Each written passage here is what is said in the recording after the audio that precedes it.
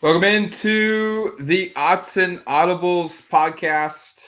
Matt Preem, Eric Scopel, Jared Mack, all on the show today. First and foremost, hopefully you guys are all doing well across the country as the country was hit with ice storms here in Oregon. We were all impacted, all three of us. We're all back. We're all fine. Hopefully you guys and your family are doing well as well. It's been a while since we've been able to do a podcast because of said ice storm. A lot has happened. We were going to talk about a couple things, and then we weren't able to record, and then some transfers happened, and then some more transfers happened. So we're going to dive into a busy offseason for Oregon football, and we shouldn't be surprised that it's been that way. It was last season. Oregon's at 10 total transfers right now from a portal perspective. And the last time we've kind of talked heavy transfer talk, they've added Duke cornerback Brandon Johnson. They've added Houston defensive lineman Jamari Caldwell, Texas A&M receiver Evan Stewart, and UTSA cornerback Cam Alexander have all been added to the fold.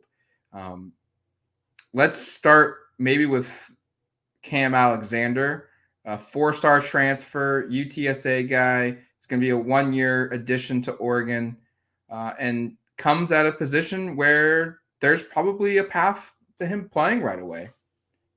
Well, I was just going to say broadly, I think all four names you mentioned are most likely starters almost immediately. I still, and we'll talk about it as we get into it, I'm curious about Brandon Johnson and Ty Sheem and kind of their fit together and how they work. And I'm sure Jared has some thoughts on how he's posted some of them already. But you look at the roster and these are positions of need. Oregon needed to find more cornerbacks. I know they have some talented young players on the roster. Alexander adds up. Obviously, Stewart, that's pretty self-explanatory. I mean, that's a big time ad for Oregon and a guy who could come in here and maybe produce close to 1,000-yard season if he's healthy for the whole season. I mean, this last year at A&M, he wasn't healthy for the entirety of the season. And then Jamari Caldwell. I guess I'm running through them all here. I know we're starting with Alexander, but I just think this is a great group of guys they've added, and all of which are going to be impact players right away. But Alexander is kind of an interesting one, I think. Size-wise, a little different from what Oregon has been, kind of targeting in the portal or even in the prep ranks from a cornerback position. Obviously, they do have some smaller corners on the roster, but this is not your Christian Gonzalez or Kyrie Jackson, 6'2", 6'3", a lot of length guy. But he's been extremely productive at UTSA. This is a player who's kind of a self-made guy in terms of, like, this was not a big-time recruit out of high school at all. I don't even know if how many offers he had from other schools that were Division I programs coming out of high school. And yet here he is going to finish his career off at Oregon and was really productive the last couple of years at UTSA. So I know, Jared, in your Too Deep, you had him there, but I think he's going to have to battle a little bit just because Oregon does have some talented guys, and you still have Dante Manning and Nico Reed and Jaleel Florence coming back. So I don't know, like, do you think it's a lock he starts, Jared, or are you kind of thinking he's going to have to battle there? Because I think they're going to have 4 or 5 players kind of in that competition for those 2 spots going into the season. Yeah, I mean, it'll be a battle at every position. There's no guarantees in the football field. I know that's very coach speak of me, but it's really true. I mean, anybody could beat anybody as long as they're better than them. For Alexander, I put him as a starter because he has been. He's been a 3-year starter. There's nobody else on the team that is that. Just Jaleel Florence, and he's only been a 1-year starter. Manning is obviously still on the team. There's a lot of young, up-and-coming guys. There's obviously the highly rated 4-stars that are coming in this year. But again, this goes back to me and my talking about the defensive line. Like, Oregon's not going to sit here and rely on, hopefully, freshmen panning out or redshirt freshmen who have played 4 games in their college career panning out and putting them into a starting role. And that's what Cam Alexander is. I think he's a good corner. I think he's a solid lockdown coverage corner. I know he's, like you mentioned, Eric, he's not the 6'1", 6'2" long wingspan that they've normally kind of brought in the last 2-3 years under Dan Lanning, but he's got long arms. He can cover well. He's quick. He's twitchy. I think he'll be more of a field corner than a boundary corner. I think Jaleel Florence is the boundary corner as of now going into next season, but I think that's still really good. I think you look at this as you have Jaleel Florence, who's done very well the last 2 seasons in terms of his development underneath, Coach Demetrice Martin, which we'll get to later. under Dan in this defense, understanding the system. So you have to anticipate that he'll continue to grow as long as he stays healthy. And he grew over the past season when he was healthy. And then you still have Dante Manning, you still have Roderick Pleasant and Dalen Austin and Solomon Davis and Colin Gill's a safety, but you have Dakota Fields, you have Ife Obadegwu, you have other guys who are coming in that are going to be talented. But I think Alexander, Lalea, he's on my 2 deep. I think as a guy who's a 3-year starter at UTSA, who's playing, 600 snaps at cornerback every season, I think that's why I had him in my starting unit. He'll definitely compete, and maybe Oregon adds another corner, but we'll see eventually. But that's why I think he starts, is that he's just multi-year starter UTSA. I know it's kind of almost lazy to just throw him in there, but considering who else Oregon has, I think it's a no-brainer compared to the rest of them. And again, it'll be a competition in spring and fall, but as of today, way too early, I would put him in as a starter. I think a lot of these guys, whether they start or if they don't, it's going to be a lot like what we saw with Popo and Taki this past season, where they're basically co-starters. Whether Cam gets the job like Jared projects, or if maybe a Dante Manning or a Jalil Florence or someone that's on the roster previously fends him off, he's going to play, and he's going to play a lot. And I go back to when you look at this transfer list, all 10 guys, and the 4 that we're going to talk about especially, you go back to the interview that Dan Lanning gave with Pat McAfee when he was asked about why did you bring in these 2 portal quarterbacks and just your process of portal additions in general. And he said that he tells recruits, like, hey, our job is to get the best players here. And then once you get here, our job is to find someone better than you. And it's up to you to elevate your game. And that's what they're doing. They're finding guys that they feel like are as good, if not better, than what they have currently on the roster. Evan Stewart, let's transition. Let's save Evan last because he's offense. He's the lone offensive player. Let's go to Brandon Johnson, the most recent addition. Duke transfer, played primarily at nickel. Another guy that's got multi-years of starting experience, played at the Power 5 level. He's going to come in, and he's got 1 year of eligibility, just like Cam Alexander. And just like him, I think he's in a position to play right away. Obviously, Jared's 2D came out before this happened. Does this impact anything, Jared, with that, in your opinion? Yeah. Oh, certainly.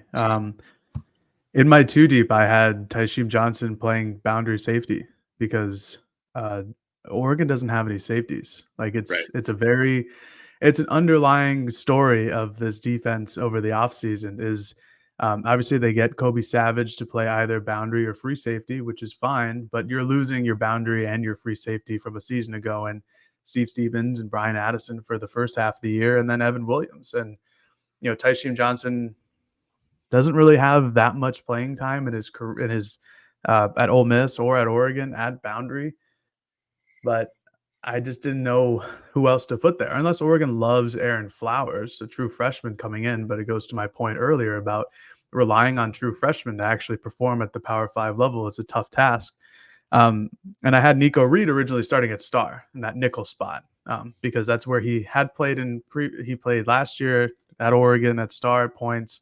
Mostly played outside corner by like 100 or 90 more snaps. But this Brandon Johnson edition, he's just a pure nickel. That's what he does. He doesn't do anything else. And he has like 37 snaps outside corner, but that's more of just a PFF malfunction and just he's out there, but that's not what he's playing. He's a nickelback. It's like Jared, it's like a formation they're in that maybe looks like he's playing outside corner. Right. That is, yeah. Yeah, and again, they're listed as cornerbacks, Brandon Johnson and Taisheem Johnson, but we all know that these are star safeties, and that's what I anticipate Brandon Johnson to play. That's what he plays.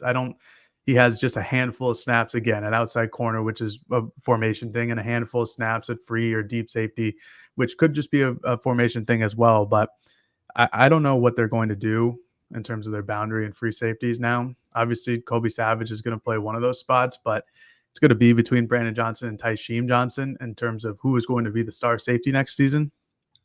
And I think that'll be figured out in spring and fall camp. But originally, I had Taishim as the boundary safety next year. I like him close to the ball, like he's been playing at star, but I think he still has the skill set that you can get away with him playing at boundary. He's a hard hitter. He plays downhill. He's got decent coverage skills. Little undersized, which is another storyline about Oregon safeties. But as of now, this is all just going to be like practice and scrimmages are going to figure this out, because right now it's purely a guessing game. I do have maybe a wild card for the safety spot, and it could maybe open up paths for other players to play off corner. What if you move Dante Manning to safety? Because he's by far Oregon's most physical corner. He's not big. Like that's not gonna be solved by what you brought up. But it definitely improves the cover aspect that you lack at that position. Can I toss a couple names out here that I also think make sense that could move positionally? Yeah. I think Dalen Austin is somebody who towards the end of the year, I think was kind of cross-training a little bit, and he does have a little bit more size. I think he's at least bulkier maybe. So that would be somebody. Kamari. Well, I had him in my 2 deep. I have as a backup star. Yeah, right. Like I'm just throwing out names here that we don't really know exactly how they fit into all of this. And that's what's the interesting thing about this puzzle is there are a bunch of these names where we're trying to figure out, like Sione Lalea. He's got the size. Maybe he ultimately winds up being one of these safeties. But that is the point, Jared. When I was doing kind of the similar exercise, obviously I didn't post it, but just kind of looking through it, going like, seems like they have like a bunch of nickels, a bunch of guys who play a lot of nickel or slot corner. They have a bunch of guys who are outside corners, and then they don't really have anybody at safety. Because I was looking through it, and you can correct me if I'm wrong on this, Jared, because I did have a concussion recently, so my memory might be wrong. I think of the returning players who are like exclusively safety, I think like Tyler Turner, I think had like more snaps than any other returning safety once you take off the guys who've left and Cole Martin, those guys off the board. So, there really isn't any returners at this position, which is why we're having this kind of extended conversation about what the fit looks like. Yeah, no, it's a legitimate problem that I don't think a lot of people, not a problem. There are real problems in the world, like not having power or internet or things like that. But as far as Oregon football goes, it's a problem on paper, and they're going to have to work their way out. For Dante Manning, I could see the move, but he's a nickel. Like all the cornerbacks cross-trained at nickel this past season, and I would anticipate they do something similar this year. For Dalen Austin, he would definitely provide the size, but I'd want him as a cornerback. If he can play cornerback, I'm going to take the 6'2" cornerback and put him out there. There's just more need. There's more need at safety is why I brought him up. Right. Yeah. There's part of me that doesn't want to like stunt a development at cornerback at one position and have him play, have him do a Mario Cristobal and have him play a completely different position, a la Brian Addison for the first 3 years of his career at Oregon. So there's something to it. I'm sure they'll figure it out. This is why they get paid way more than we do. But, from a very novice concept, these are my ideas. There needs to be something has to happen. Maybe it's another safety addition through the portal, but there's a big question mark there. But in general, really like the Brandon Johnson addition. I think he's a good player. I think he'll be potentially a day one starter, just depending on how all of this shakes out. Can I add some thoughts on here? Because I thought the one thing that really stood out here was versatility. I know when Jared put together his kind of what the impact is, you talked about the versatility. I was really impressed by the pressure stats from this guy. He's like 5'10", 5'11", 180. He had 16 tackles for loss the last 2 years. Mm-hmm. That's as many as Brendan Dorless had the last 2 years. Like, I mean, that's a ton for a guy. And that gets you a little excited. And to the point of why I think he's solely a nickel is if you've got a guy who's been that productive, getting upfield and making plays behind the line of scrimmage, you keep that guy there.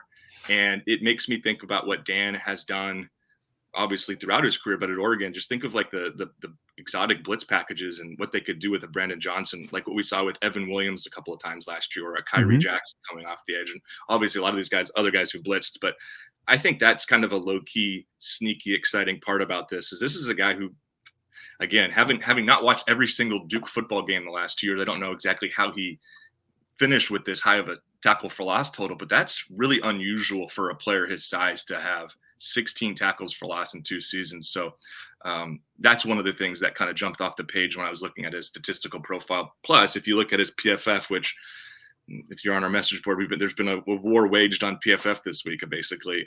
He is graded very well in coverage, significantly better than Taishim. So that also could be something to look at. But I think with Jared, I think it's a really nice add, and it'll be interesting just to see how all this comes together. I think he's a guy who probably will end up starting and probably at nickel, but there are so many other bodies who play the same position that it's kind of hard to really write in Sharpie where we think these guys fit.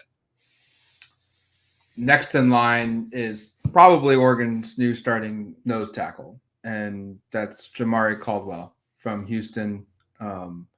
A 4-star transfer. He was unranked coming out of high school, 6'1", 325 pounds, just a different body type that's made up of returning players. Obviously, Jericho Johnson and Aiden Breland show up, and Jericho more than Breland has, the instant body to play the nose tackle position. But like Jared said, you don't want to rely on a true freshman or a redshirt freshman. I think Caldwell was down between Oregon and Texas. Everything looked like it was going to go Texas, and then all of a sudden he announced a commitment to Oregon.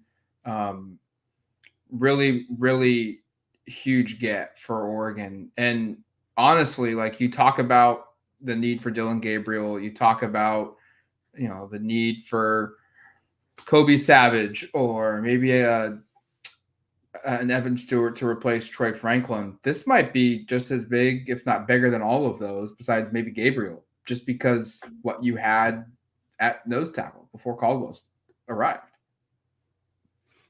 100%. That's why I was so adamant about it many moons ago, many podcasts ago, about adding interior defensive linemen, because they need them. And, they lost, I did the stat on Caldwell's breakdown. I think they lost 5 of their top 7 defensive linemen in total snap counts. Like, they just returned Jordan Birch, and I can't remember the other one at this point right now. But this is Keon. Maybe, yeah, it's probably Keon. But Keon's snaps just plummeted towards the end of the season. Like, he was getting 14 or 12 a night, and this is a legitimate problem. And you go through the 2 deep, and you are relying on a lot of redshirt freshmen to potentially step in there. But Caldwell, I anticipate playing more defensive tackle rather than nose tackle. Houston did a good job last season lining up like 4 defensive linemen, but a true nose tackle. Then Caldwell kind of was Houston's version of Brandon Dorlus. He played sometimes like at left or right end, but also played interior. They kind of moved him around. He's got great feet. He's really quick and explosive off the line for a guy who's 6'1", or he's listed at 6'1". He's and then he debating came out on Twitter. Yeah. He came out on Twitter as like, I'm 6'4". It's like, yeah, okay, cool. But still, he moves incredibly well for a guy we'll call it even 6'2.5", 325 pounds. Like, he moves very well. He's explosive off the line. He's also very powerful off the line. I was impressed with watching his game tape and seeing some of his highlights. He's gonna have to. There seemed to be like a consensus that his tackling was kind of poor, which makes sense because you're a defensive lineman. You're right there. If a running back makes one cut, then they're gone and you're gone too. Kind of like Brandon Dorlus suffered from that a lot last season, but did much better this previous year. But he's a guy who's an interior lineman who has 6.5 sacks, eight tackles for loss. Like, those are really good numbers in a Power 5 conference in the Big 12 this past year. So I think it was a huge addition. He's like the number 17 or 18 ranked player in the entire transfer portal, number 2 defensive lineman, I think, behind Walter Nolan. So Oregon doesn't get the number 1 guy in Walter Nolan earlier in the transfer portal cycle, but they end up with the number 2 guy. And they can thank LSU for that, because they hired Texas's defensive line coach like 2 days before Caldwell announced. So send a little thanks to your LSU friends for doing that, because that certainly helped make his decision a little easier to come to Oregon. But I love the addition. It was much needed. Much needed. And, I think maybe we'll get to portal needs that are remaining towards the end of the show. I think I was saying they needed to go 3 to 5, and Jared was saying a little bit more than that from the defensive line through the portal. Obviously, this is just where they've started. I will be very curious to see post-spring. I guess it could still take place now with the way the window's open for schools that have had coaching changes. But I'll be very curious to see how this kind of shakes out, because currently you're going to be relying, as Jared kind of alluded to, potentially on Birch and Ware Hudson are veteran guys that return that have played at least a fair amount. And I mean, Birch is a much, much better player than Ware Hudson, who I think Ware Hudson is just like a solid rotation guy. And to Jared's point, he's probably a 10, 15, 20 snaps per game guy at the very most. And that's fine. That's going to be helpful. But, you could get to a spot, depending upon how the rest of this shakes out, where you really are relying on these last two recruiting classes, which I was looking through the numbers here. I don't know if there's a school in the country who can match Oregon's blue chip defensive line rate the last two cycles. They've had 11, 2 5-stars and 9 4-stars. And you just say that out loud and you're like, wow. But what can you get from those guys? And then specifically, which guys can actually help you? It's hard to project because really we didn't see, aside from kind of some Amari Washington sightings towards the end of the season and some other stuff mixed up in garbage time, really didn't see a lot of these guys. I'm not including Mateo and Tatum and Purchase, who we saw a ton of obviously off the edge, but we didn't see a lot of these interior bodies play. So we really don't have a great feel for what Oregon has. And obviously the true freshman class, even less of a feel. So I'm sure Jared felt this way trying to project the 2 deep for the interior spots. You're really just kind of relying on gut feel and recruiting rankings at this point. And that's why I think adding another 2, maybe 3 guys potentially makes sense here. But do they have the space? I know is a question people will ask. Do they have the room to do that? And that's a question that the staff obviously is going to have to answer down the road here to figure it out. But I do think there's going to need to be a couple more ads. Love the Caldwell ad, but I think there's probably at least needed a couple more veteran defensive linemen to kind of fill this out, or else you are going to be relying on a lot of 19 and 20-year-olds. I don't think there's a problem asking, between I don't know the exact number, so I'm just going to say, let's say there's 10 guys that are true freshmen or redshirt freshman defensive linemen.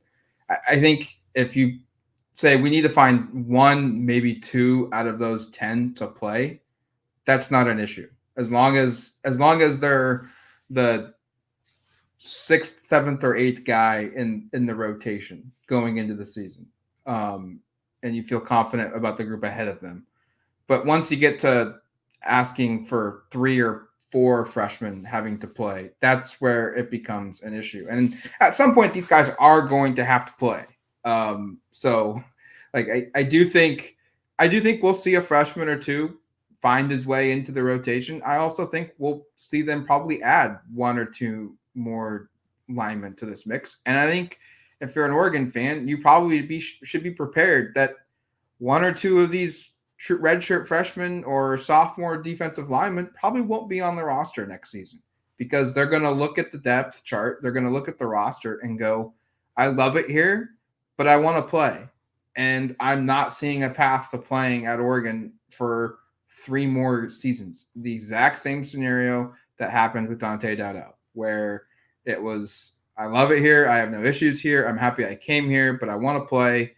And I don't see a path to playing in the next 2 seasons. Yeah, and that's entirely true too. The transfer portal is going to allow that to happen for all those guys. I just the from a numbers perspective, they're just going to need a lot of guys because they rotate a lot of players. Yeah. And that's what I've been trying to hammer in here on message boards and some of these articles is like Oregon on a day-to-day or game-to-game basis, it was like 6 to 8 rotations deep with their defensive line. They like to take 2 off and put 2 on and 3 on and 3 off, stuff like that. And like right now in my 2 deep, there's 3 guys who are the redshirt freshmen or redshirt sophomores on the interior line. So all those guys are going to play. And that's, on the interior line. So that's 6 total people on defensive end, nose, and D tackle. They still need 2 more guys that they're going to actually play. And they're going to play, 10 to 20 snaps. But if there's an injury, it turns into another guy needing to play 10 or 20 snaps. And you guys are right. Like eventually these guys are going to have to play. For trying to predict who is going to play is difficult because we don't see these guys. I have no idea if any of them have lived up to the billing yet of their 4-star, of their potential 5-star status. And, eventually you find out by, 1s versus 1s, 2v2s, but and the other part of it is they're going to the Big Ten. Going to be some good offensive lines there. And we're just going to figure out who is going to be able to play. One thing I did talk to somebody who's around the program who was very high on Amari Washington and what they think he can be. And I know, Jared, you had him, I think, even in as a starter on your I have team. him as a starter, yeah. I think that's the right idea right now.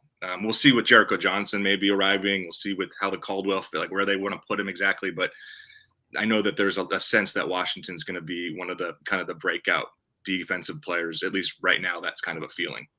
Mm-hmm. Yeah, at the Fiesta Bowl Media Day, I asked Tony Tuioti just about the nose tackle position, and he made it abundantly clear that he was confident that Washington and Jericho would have some role next season at that position. He didn't say starter, but he was like, I have full confidence that they're going to have something to say about that position down the road in 2024.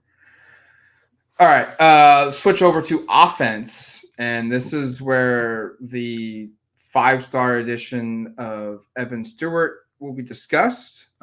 He is the lone 5-star commit from a transfer perspective for Oregon in this class. I think he's one of 3 5 stars total in the portal, or is it 4 now, depending upon what happened with Alabama guys. But last time I looked, it was 3, and he was one of the 3. This is a game changer for Oregon. Troy Franklin's departure opens the door for a need for a new receiver, and we now see Evan Stewart slide right into that spot. It doesn't require Jurion Dickey to be the guy right away. It doesn't require Kyler Casper to take a huge step next season. You slide. Basically, you're trading Evan Stewart and Troy Franklin, essentially, in my eyes. Yeah, and it's obviously not an even trade, if you will, because of what Troy produced and the talent. But I mean, I put it in my story on the offensive 2 deep, and we should know we will probably break down those next week, just kind of our breakdowns. We wanted to just chat about all this news because there's been so much stuff going on this week that we haven't gotten to with the wet. I mean, I think we were trying to podcast every day from Monday till now, when we had somebody had internet issues. I was dealing with a concussion. Matt had issues getting back home one of the nights because he was out during the storm.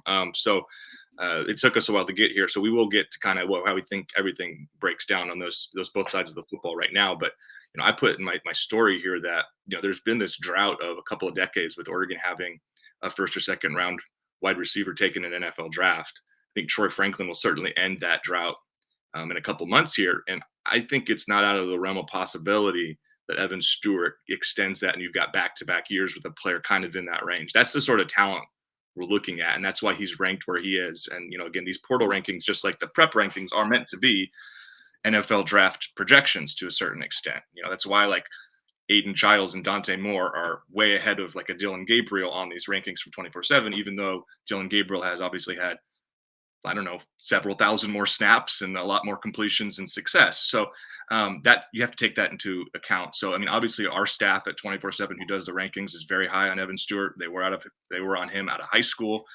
You go watch what he can do, and it's a different player than Troy Franklin. Like, I think very clearly he's a little smaller. He's an incredibly, I think, gifted route runner, and he gets in and out of his breaks in ways that I think will allow him to be just as reliable as Troy in terms of finding open space and being a high volume target.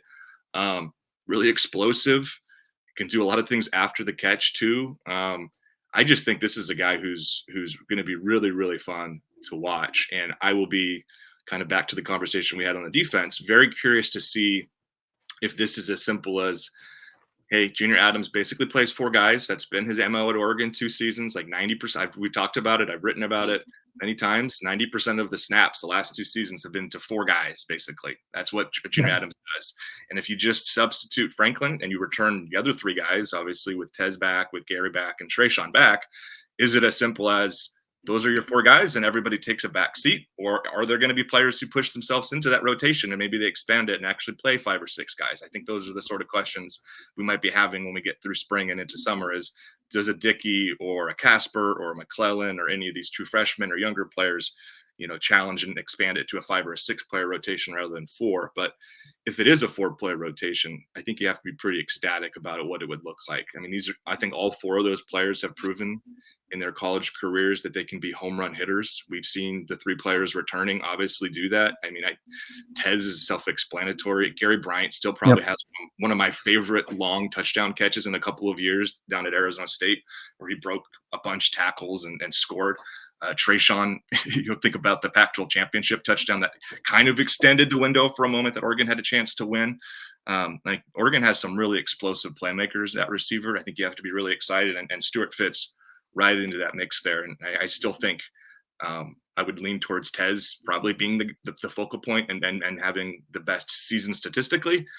But I wouldn't be like totally surprised because of the position Stewart plays, which is that X receiver, which, as a lot know, in these sort of offenses are the primary target a lot of the times, at least the way that the routes are broken down. I wouldn't be surprised if he's somebody who finishes with close to 1,000 yards and 60, 70 catches this year. That's the type of player they're acquiring. And really, just one last thought here before I let the others chime in. I think this addition, along with like Caldwell and obviously the quarterbacks and really just all of this, speaks to how healthy Oregon's transfer portal success has been in terms of being a destination people want to go to, but also their NIL collective being top notch. I think we're looking around the country now, seeing certain programs that have had just as much success struggled to retain players. Look what's going on at Alabama. I know there's coaching changes, but also the fact that Oregon has been able to pull. I mean, Caldwell was like to Matt's point. Like we didn't really think Oregon was going to land this guy. And Texas, who's one of the other big time programs right now, another one of those teams kind of contending for a championship, thought that he was headed their way. And I don't want to say that's entirely a portal or an NIL commitment, but I'm sure that played a role. And obviously Oregon is extremely competitive there. So I just a kind of an underlying thing I've been thinking about with this portal class and really Oregon recruiting this year in particular is it's pretty clear Oregon's kind of figured out. Division Street has sort of figured itself out here, and Oregon is very, very competitive on the portal market right now. It certainly is. And to go back to Matt's earlier point, there are 5-star players in the transfer portal. Evan Stewart is the 5th.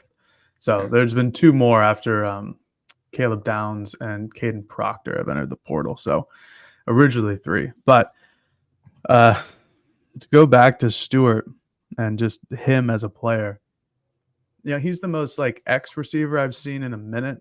I was talking about this with Jared Denny of On3 and how much of an X receiver he is, even though to me, he's built like a Z. Like he's 6 feet tall. He's 185 pounds. Like Troy Franklin, even though he was skinnier on the skinny side compared to other people, like he was still 6'3", like 210, 215 pounds, probably at his peak.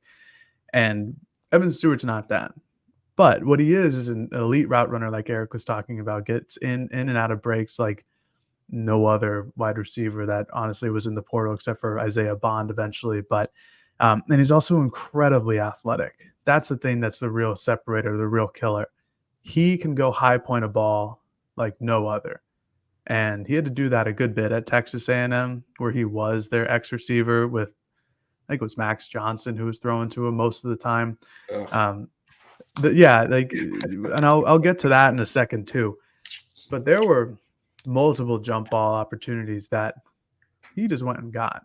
And not saying that Troy Franklin couldn't do that, but I wouldn't say that was his strongest suit in his game. But Evan Stewart can jump out of the gym, and then does a remarkable job being able to contort his body in certain ways to move himself in front of defensive backs. And I think that was the biggest thing that stood out when watching his tape is just he could get in front of a defensive back. It didn't matter where he was originally when jumping, but through the air, I don't know how he does it. Like these guys are freaks out there, but he gets in front of the defensive back and is able to move his body and shield the ball away and then catch it. Good hands, good speed. And to get to the point I was getting at earlier, look, we're putting this guy in the Will Stein offense. Like, I think that can't be overstated enough. Like, Will Stein his whole offense is just get the ball to the playmakers and get them in space. And Evan Stewart is agile. He's fast. He can make people miss. And he didn't have those opportunities at Texas A&M. That just wasn't it just wasn't a really good offense because it didn't really have a great quarterback behind it all. Like the schemes were there, but the quarterback play really limited him in the last couple of seasons during Jimbo Fisher's tenure. Like Dylan Gabriel, he's not going to be what Bo Nix was this year. And that's 100% okay because what Bo Nix was this year was incredibly historical in terms of, frankly, college football, the completion record, and then an Oregon program history with the touchdown record and the yards record. It would be mean of me to anticipate Dylan Gabriel putting up those numbers. But what I am anticipating is that he's a better quarterback than Max Johnson at Texas A&M, which he will be, and Will Stein's offense will allow him to be, and that's the major key there. So, I prorated Evan Stewart's last year at A&M to 57 catches for 771 yards and 6 touchdowns if he played every game, which he didn't. Right. And that's another thing about Evan Stewart is that he's a little injury prone, and I'm not sure exactly what his injuries are. I did research, and Texas A&M guys, it just wasn't very clear. It was a very college football thing where they're not going to tell you what the actual injury was. But if he stays healthy, he could put up, like Eric was saying originally, like he could put up near 1,000 yards. He could be on that target because of this offense, because of the quarterback play, and because of his God-given gifts. So I think it's a huge upgrade. I was vouching for this from the very beginning. Like, you can't just say, all right, we lost Troy. Let's hope that Jurion Dickey is going to be able to do 50% of what Troy did. We'll see about the 4 wide receiver things, because now there's really going to be some talent knocking on the doors. Not that there hasn't been the last 2 seasons, but this year is going to be different. Not like this. 3rd year Kyler, 2nd year Jurion, 1st year for McClellan and Pelham. There's going to be some actual, like, real talent. No disrespect. No Chris Hudsons, no Josh Delgados, no Justice Lowe's, even though Justice Lowe's still on the team. Like, there's going to be some real talent behind the starters. So I think the 4 wide receiver, 90% of the snaps might be the last year of it, and for good reason.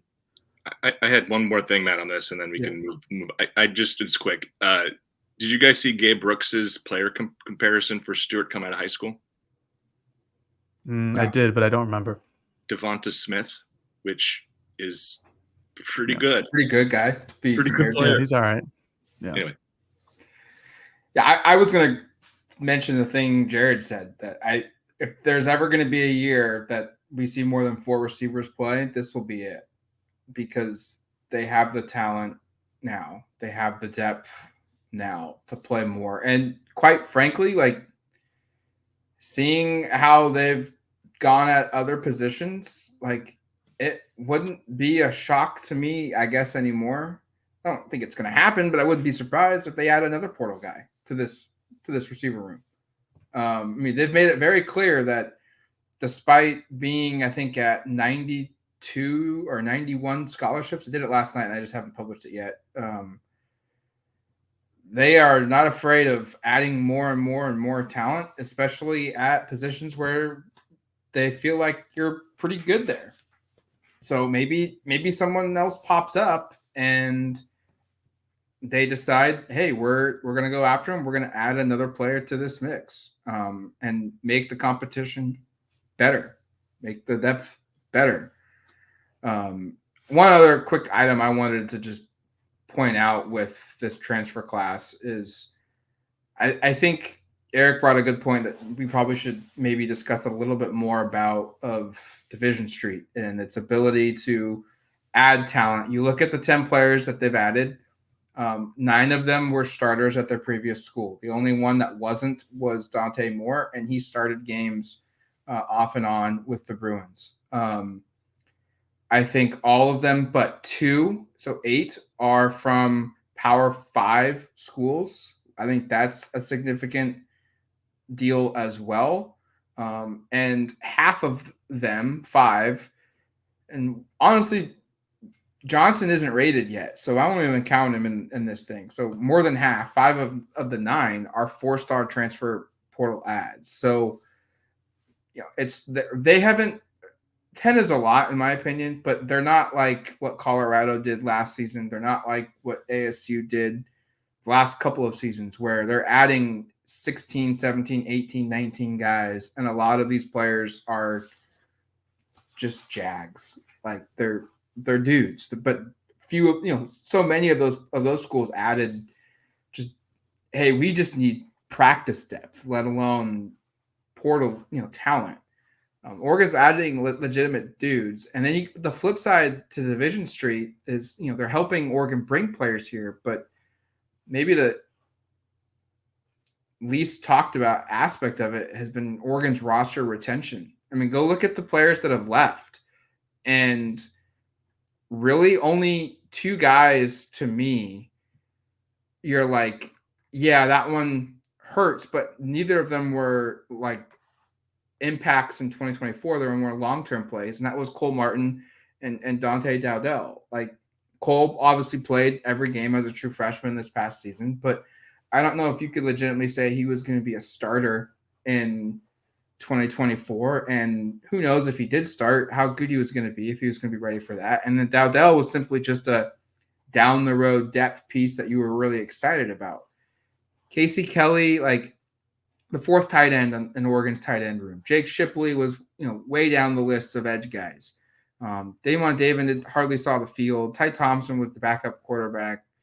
And you're not trying to disparage any of these guys, but like we didn't see any starters leave. We didn't see like the sixth man, if you will, from a basketball term, leave at a position group. And I think that's pretty big. And it says a lot about Oregon's retention ability. No, I agree. That is an underrated part we probably don't talk about, because what we primarily talk about are these additions, as we should, because these are players we have to, hopefully introduce the fan base to, or help do that. But this roster is keeping basically all the guys that matter, and even we talk about retention to the portal, but also bringing back some guys who probably had pretty decent chances to be drafted. The guys are bringing back, no one should be expected, like those aren't first or second day draft picks, right? Like no one's going to choose to stay in school if they have a second round draft grade. But there are guys like a Terrence Ferguson. I don't have any questions. He would have been a, 4th through 7th round pick or something like that. Jordan Birch would have been selected, I think. So Johnny Cornelius probably would have had an opportunity to end up on an NFL roster. And these guys have in part because of NIL and probably because of what Oregon's building, and they're legitimate, I think, national championship contenders. And that's not us just blowing smoke. You look at the way too early top 25 list, and Oregon is top 5, top 8, and basically all of them. I think the highest I've seen was top 3. So there's a sense Oregon's one of the teams that can win it all, and I'm sure that helps. But to the broader point we're getting at here, like Oregon's NIL, I think is really, really healthy. And it's such an interesting era that we're entering here, where Alabama's message board is like breaking down right now, because apparently their NIL collectives aren't very healthy. And this is Alabama we're talking about. This is the most successful college football program of the last 2 decades. And their fan bases are going, I know there's a coaching change, but why are we losing all of these 4- and 5-star players? And, what they're saying is that it's because our NIL isn't it isn't up to par with what everybody else is, not comparable. Oregon doesn't have that problem. And that's a very unique place to be. And I also think speaks to why Dan is so adamant about staying here, because I don't know how many situations are better right now for just the totality of it, which is what Dan has talked about. But the NIL part, I think in particular, I think there was some concern right when this became such a big thing several years ago, and there was clamoring on the message boards about how competitive Oregon would be.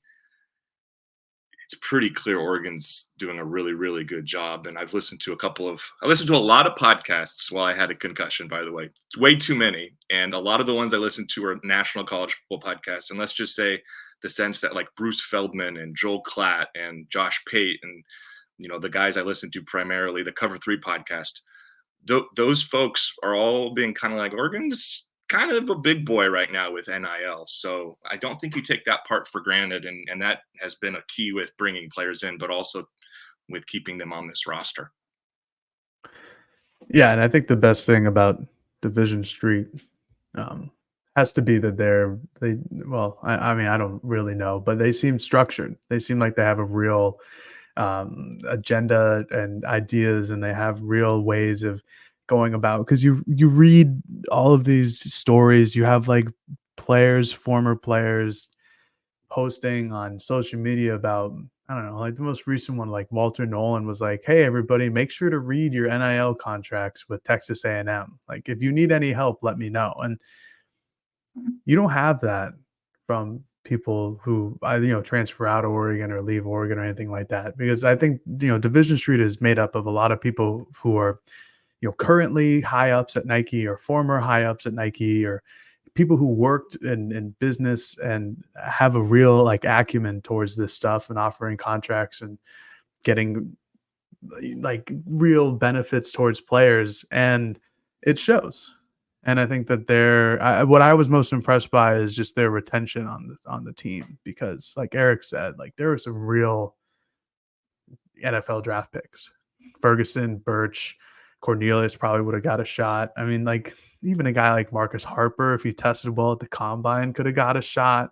Trayshawn, Gary Bryant, like the only guys they missed on were legitimate draft picks, like Kyrie Jackson, like Troy and Jackson Powers Johnson. Like those guys obviously were never coming back, but they were able to keep him in town and give him a real shot to go win the Big Ten or even the national championship next year. Obviously, there's so much that goes into it from then and now, but they've done a great job, and it certainly puts Oregon in a level of recruiting that they've never been in.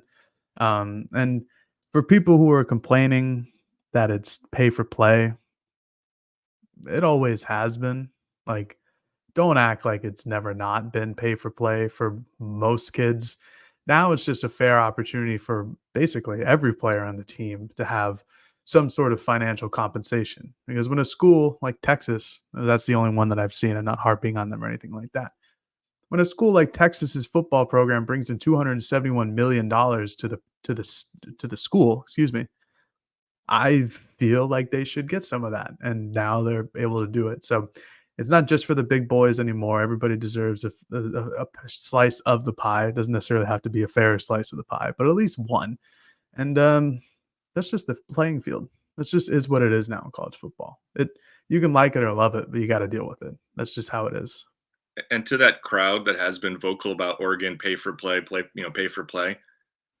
I know from a staff member who was a family friend of mine years ago who was on Chip Kelly's staff that he would talk to my dad and I when we would see him at church. That's what our connection was, about how like recruiting was so difficult because anytime anybody from the Southeast jumped in, they just would outbid you for the player and it was over. Well, the shoe might be on the other foot a little bit right now. I mean, I'm not saying that's exactly what's taking place, but there is a level of irony of people from that part of the country in particular, because that was such that was a large part of the way rosters have been built in big time college football programs for a very long time.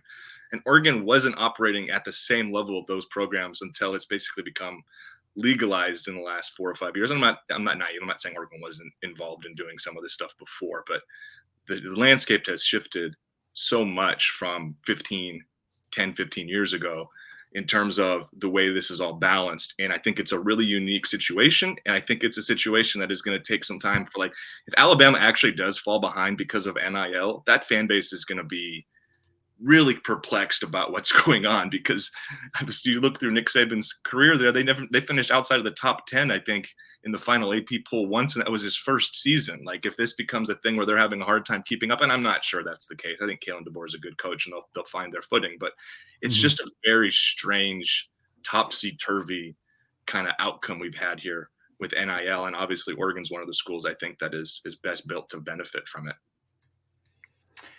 All right, let's transition to some coaching change news, because there's been quite a few departures from Oregon's staff. Now, the only big one is Demetrice, and I shouldn't say big one as if the other ones aren't important, because they all are, but the only one that's probably like public perception that the average fan may know about is Demetrice Martin, Oregon's cornerback coach. He has left to go to Michigan State for the same role. But we'll talk more about that one in depth. But the other ones, Oregon's going to have a lot of graduate assistant positions to fill, because Carter Leftwich was a graduate assistant along the offensive side of the ball, is now at North Texas. Colin Lockett is a receivers graduate assistant coach. He is gone. He is at UC Davis with a full-time job. And then graduate assistant Tony Washington, who worked with edge defensive line guys, he has been hired at UCLA. All three of those are ones that, if you're an Oregon person, you have to be ecstatic about, because they're going through the natural progression of coaching. They were working as graduate assistants, learning the trade, and they basically got a full-time job. Basically, it's an intern moving up to their first full-time position from a non-athletic standpoint. Rashad Wadood is the only graduate assistant coach left, but it sounds like he's staying elevated role. Matt Zenitz of 24/7 Sports reported that same time as Demetrice Martin's departure. What his role is going to be, we don't exactly know yet. High-rising young star in the coaching ranks.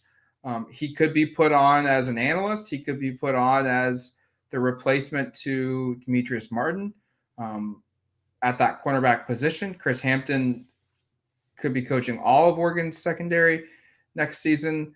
We also know Brian Michalowski, a defensive analyst who coaches linebackers for Oregon, could be elevated to that role, opened up with an on-field role with Demetrice Martin's departure. Oregon has options, basically. And I would be pretty surprised if Oregon doesn't, if they don't look in-house first to elevate either Michalowski or Wadood to an on-field position role.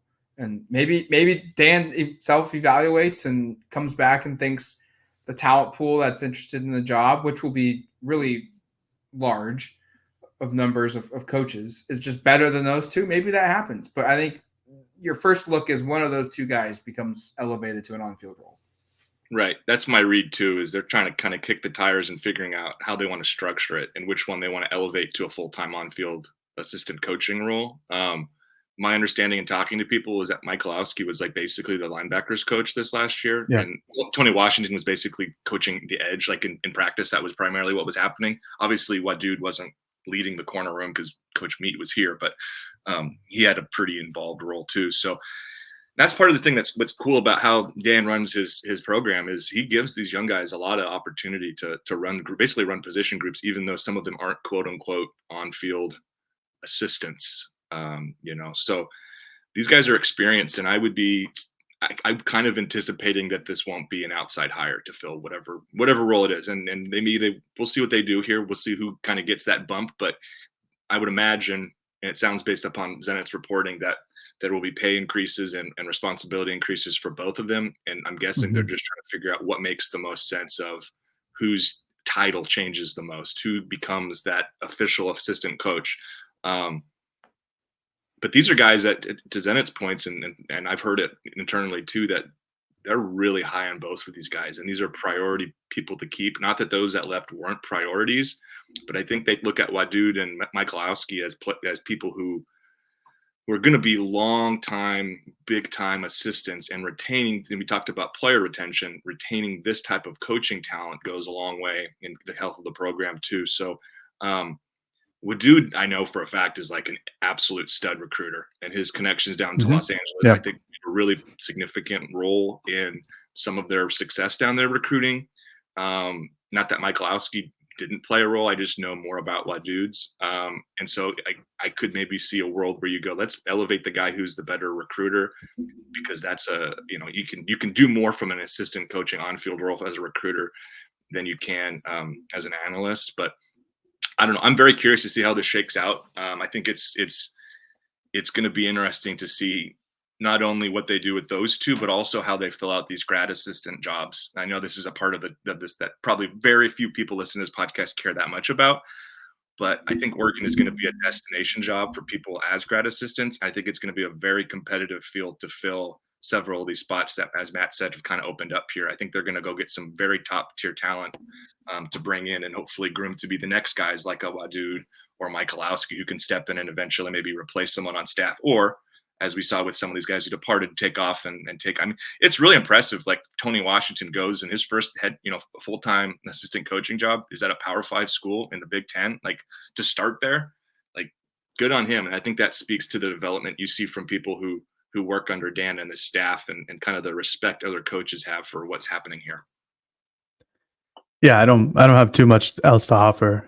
Just that Wadood is in all the recruitment for those 4-star cornerbacks that Oregon brought in the 2024 class, and that he's, I think we had Greg Biggins on the show and he talked about how good of a recruiter he is, and I think that's going to help a lot. And obviously, there's more to being a cornerback coach or whatever he ends up being than just a recruiter, but it certainly helps. Oregon loves getting talent, and I think that'll continue with Vadut as whatever his role eventually ends up being. And for Michalowski, it was basically he was the inside linebacker coach this year. Like, as simple as that. Like, that's what Jamal Hill said. That's what Bassa said. He was the inside linebacker coach, and whether that is his next official title, and whoever was the outside linebacker coach, which I think is a combination of Tosh Lupoy and Dan Lanning, um, whatever that ends up being, we'll see. But I think Michalowski is a good coach. I think there is a significant upgrade in terms of the interior linebacker play this year, and whether that just player personnel or actual coaching, I couldn't tell you, honestly. I do not know the game of football that well to really know the differences. But what I can tell you is that Michalowski, good little fun fact here, something that I really love, former defensive coordinator in the German Football League in 2014, eventually led the team to a league championship, their first in program history, the Falcons. So represent, love that. I think that's just a fun little stat. Clear up and comer though, with some good pedigree behind him, I guess, in the German Football League. But I think that these are both good hires, and it's sad to see Demetrice Martin go, but I mean, this is something at least I heard like 2 weeks ago. So this was something that was in motion even before that, and I think Oregon's going to be fine.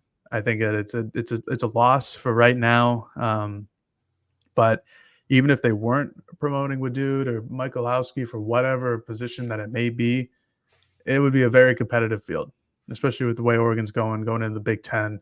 Dan's coaching hires have been very good to start his career, and really there's no reason to not trust whoever it is that's going to take that position. We'll just see who eventually it is. And we should note with Martin really fast, Matt, last thing I have, Michigan State is his alma mater. Yeah. This is a guy who historically, we kind of have heard the same thing about Jed Fish in terms of being a coaching nomad.